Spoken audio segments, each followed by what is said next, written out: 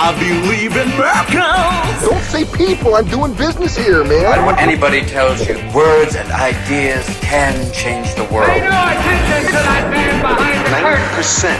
90% of what you're saying ain't coming out of your mouth. From failing, you learn. From success, not so much. Keep moving forward. Welcome to the Small Business Miracles Podcast. I'm Jeff Randolph. This small business podcast is brought to you by EAG Advertising and Marketing. We're going to talk about marketing, and we're also here to celebrate entrepreneurs. We have marketing news and advice that business owners can use to keep moving forward. And don't miss our featured interview with Annie Swartz from Creative Courseware. We'll talk to her about corporate training right after this marketing tip.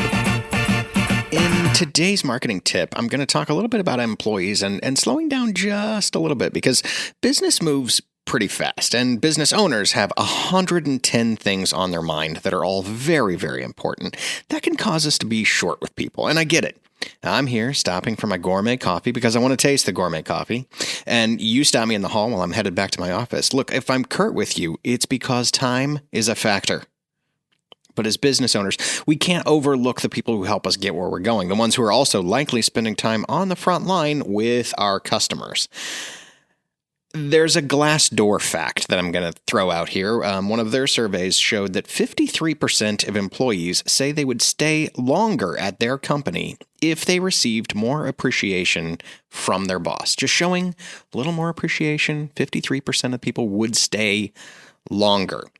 I know, we're moving fast, but taking a little extra time to show kindness and appreciation can really pay off. It pays off in longer-term employees who don't have to be trained to provide great service. It's worth the extra time to spend on being nice and showing some appreciation toward your employees. Can we get the more you know graphic kind of thing going on here with the star sound? And it's a PSA. It's like a public service announcement. Thanks so much. We're at our featured interview section, and I'm here with Annie Swartz, the president of Creative Courseware. Annie, welcome to the show. Thank you so much, Jeff. It is an honor to be here. Oh, honor is a bit strong, but thank you for being here. Thanks for taking some time out. It's a pleasure. Yeah, let's start, because Creative Courseware has been around for a bit. Yes. When you tell other people what you do for a living, what are you telling them about Creative Courseware? Oh, man. So we are a custom development and training company. Mm-hmm. So basically we work with, I would say the majority of our clients are mid-size organizations or corporations who are looking for very specific types of training. So it's not, training that you could get off the shelf. So we work with we call them subject matter experts. Mm-hmm. So we work with their employees, and we get all of the information that's in their heads, and we put it down into little digestible chunks of information to teach other employees. And we're talking like large companies here too, right? This is large and medium size, large and just large. Yeah, I would say large and medium sized companies. Large and medium sized. Yeah, we work with a lot of companies who are federally regulated. Yeah. So there's a lot of rules coming out every year, and those rules are getting constantly updated. So they have to create training to inform their employees. Mm-hmm. Training usually happens when it's mandated, and it should. You would hope so. And it should happen when it's not. But correct. Thank goodness that some places are mandated where you can do that. Well, Creative Courseware was founded in 1984. You are a second generation owner. If you tell us about the origin story of from 1984 to today, skip around however you'd like, but tell us how did it start? What's the story? Yeah, absolutely. So my mom, Connie Swartz, she started it in 1984. Mm-hmm. At the time, she was working before that, she was working for, I think, Blue Cross and Blue Shield and their training department. And she is a very independent kind of rogue thinker. And so she decided that she could do it better on her own. And so she started Creative Courseware in our den, I think. Oh, yeah. Yeah. So I remember, in the she was we were one of the first families to have a computer. Oh, yes. Yeah. So we were pretty popular. We had the floppy disks and the games, and I was the coolest kid on the block. Oh, for sure. For a while. Well, now is this? I kind of need to know. Is this an Apple product? Is it a Commodore 64? What are we talking here? Do you remember? You were giving me way too much credit. It was a box. It was gray, and they were all gray. Yeah. Okay. Yeah. Exactly. But I do remember, people being very impressed with the fact that we owned a computer in the house. As long as there were games, that's all that matters. I think Oregon Trail. I think we played a lot of Oregon Trail. Perfect. Yes. Yep. Yes. So she started it in the house. I love my father dearly. I think that he's a fabulous guy. He's very nurturing. The roles in our family were reversed. Mom had the traditional male characteristics. Dad had the traditional maternal characteristics. And while I love him dearly, he is also a very, non-risk taking person. So I cannot imagine him supporting this idea very much just because it's totally against his personality.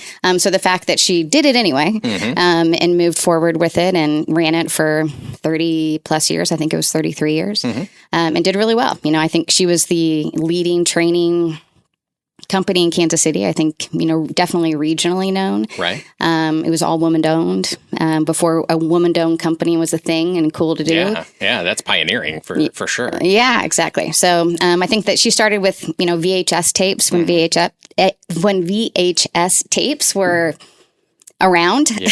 And people knew. They're not around? Oh. Well, yes, they're still around. Exactly. So, so she did a great job. And then once she'd had it for 35 years, she decided she didn't want to do it anymore. She was ready to pass it on, move it on. So my background is in education and curriculum writing, but it was all academic. And so she was getting ready to fold it just because she hadn't found a buyer that she wanted to sell it to. It just didn't feel like a good fit. And so I just talked to her one day and I was like, well, what if I take it over? And she's like, but you don't know anything about business, and nor do you know anything about what I do. And I was like, yeah, well, those two things are a little bit of an issue, but I feel like we could figure them out. I feel like I could overcome that. Yeah. Well, that's good. Well, and that knowing entrepreneurs always look for that exit, and they want to know where their exit is, and it's good to have that stay in the family. And you've been taking it from here and continuing the fine tradition. Correct. So, excellent. Yes. When you have a client, new client come in and you're just starting to work with somebody, what is that conversation like? How do you start with a new client? Yeah. So usually clients will come to us and they will say, we are seeing problems with XYZ. So they're saying, we've noticed that our employees, that we're having a hard time either retaining employees, or we're having a hard time, or we're getting, I'm just thinking of recent conversations I've had, that we're getting a lot of calls into the help desk about this. And so they will say, we would like to train our employees on whatever that is. Correct. And then our job is to speak with them and to ask them lots of questions to really figure out what is the problem? Because a lot of times it's not really a training problem. It might be a culture problem. Yeah. Or it might be, a management problem. Sure. So we're really working with them in figuring out, really what do the employees need? And if that's training, then what are the specific objectives that we're trying to get at? And building out from objective. This really does sound a lot like curriculum development and building in those learning objectives and making sure that the people hit them in an objective manner. Yes, that's exactly what it is. I've done that once or twice, I think.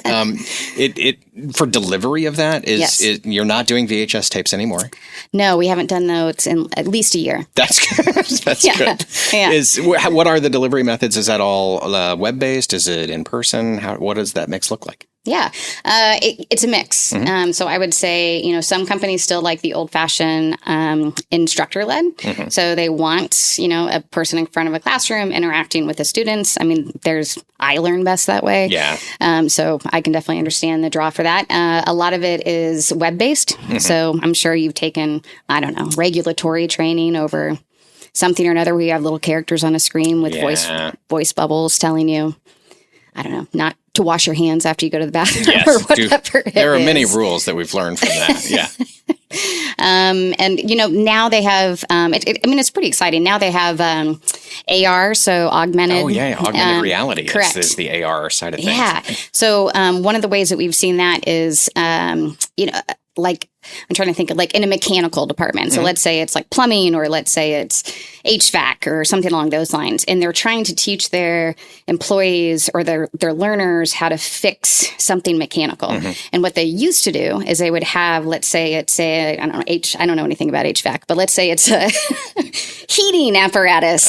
And they need to show them how to fix a certain aspect of it. Oh, sure. Yeah. They would have that actual heating apparatus, right, and they would break it, and then they would teach their people how to put it back together or fix it. Yeah. But that can be really expensive, depending upon the type of equipment. So with AR, what they're doing now is that they can kind of like show them in an augmented reality how to do it, so that they're not breaking or breaking and then putting back together the actual equipment so many times. Yeah, so that technician walks up to a furnace unit and says, correct, "Oh, the lower blower motor is totally destroyed. I can tell from this or that, and then here's how I would fix it." Oh, fascinating stuff. Yeah. That is a wonderful new world that we live in. Yeah, and I would imagine that approach gives you the ability to put real world situations in front of people and just kind of problem solve the way you would if you were putting a pilot in a flight simulator. Yes. And giving them a problem to solve as they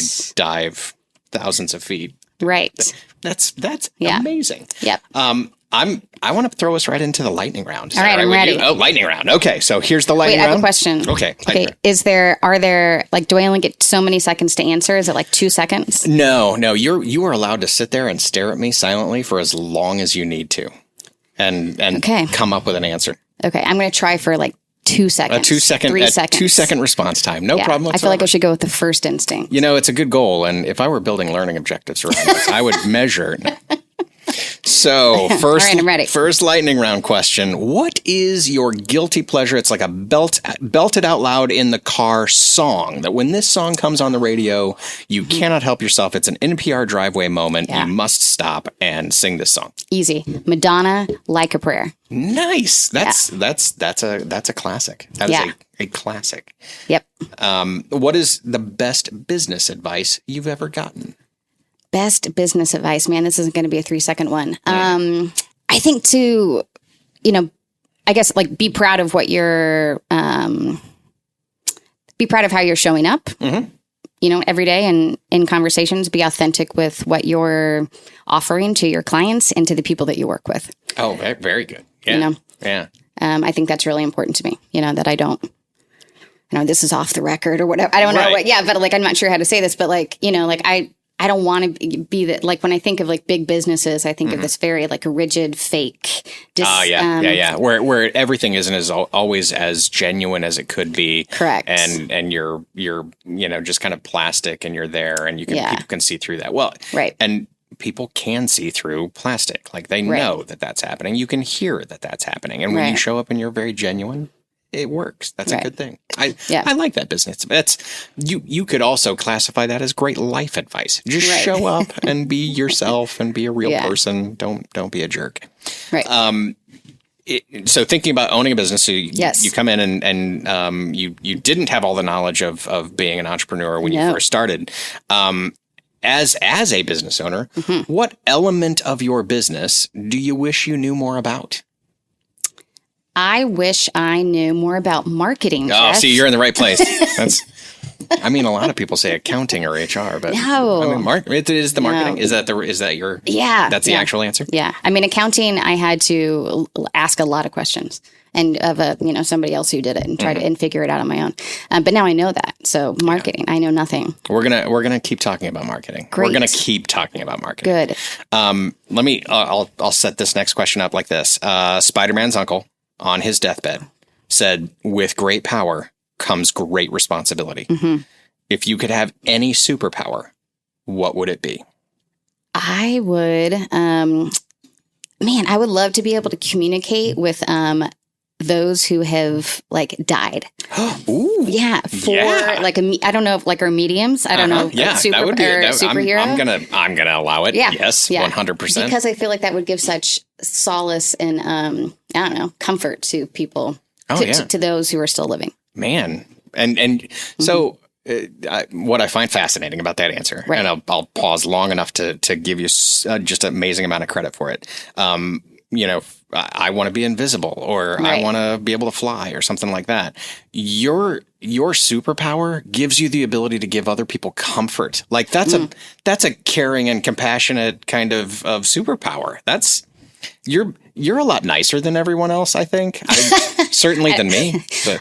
I have to say also, I don't follow any like comic book superhero things. Yeah. So like I didn't really know what my options were. Okay. So I didn't have anything to choose from.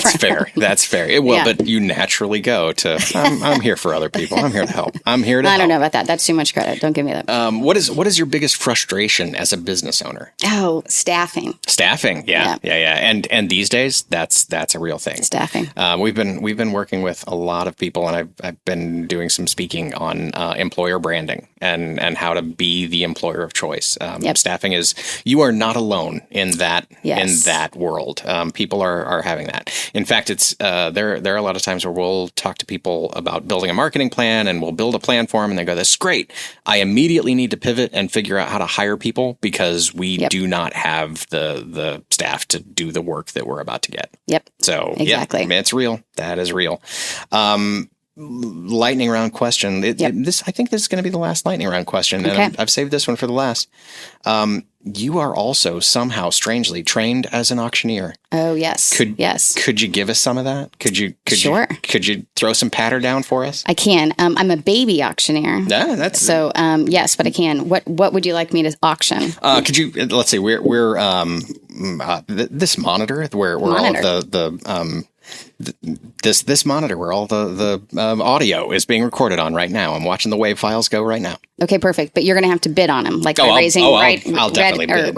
Right hand, left hand. Got it. Are you ready? I'm in. All right. So next item that we have up is this beautiful monitor here. It's black. It's by some company that I'm sure is super impressive. It's the best one you can get on the market. On the monitor, we'll bid $5, $5 here. Now $5, $5 now $10, $10, $10, $10, $10, $10, $10, $10, $5 now $5 now $15, $15, $15, $15, $10 now $15, $15, $15, $15, $20, $20 here, $20, $20, $20, $20, $10 now $20 now come here now 17.5, 17 and a half, 17 and a half, 17 and a half, 17 and a half now 18, $18 now 18 now 19, $19 bid now, $19 bid now, 19, 19, 19. Give it to him. Give it. No. All in, all done. All in, all done. Sold for $18 too. Nicely done. Bidder over here. Holy cow, that's a skill. That's definitely a skill. It's not a skill. Yeah, I have a long ways to go, but but it's pretty fun. Good stuff. Well, where can people find you? They can go to the website www.creativecourseware.com, or I think that seems like the right place to go. That's work. Yes, great. Yeah, and looking forward to it. Thank you, Annie Swartz, president of Creative Courseware, for being with us on the podcast today. Thank you so much. Thank you so much. I appreciate it. And that is our show. Thanks for listening to the Small Business Miracles podcast. Remember to subscribe, leave us a 5-star rating and review. Drop us a line on the website at eagadv.com if you have some thoughts. Until then, we'll be out here helping entrepreneurs with another Small Business Miracle.